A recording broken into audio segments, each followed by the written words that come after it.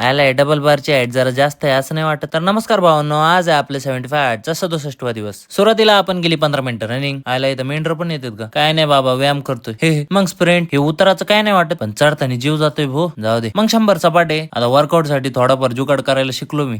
मग डबल बार भावांनो, अशी स्ट्रॉंग बॅक बनवावी लागते, कशी कडक एकदम.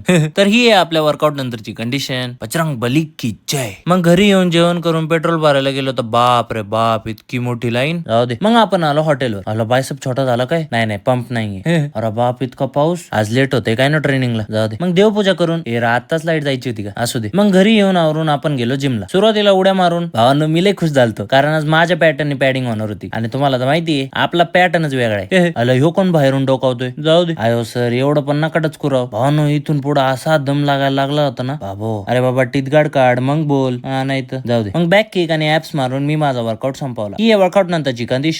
मग घरी येऊन जेवण करून आपण बसलो गीता वाचायला. आणि आज आपण वाचलं की आपल्या भाग्यापेक्षा मोठे आपले कर्म आहेत.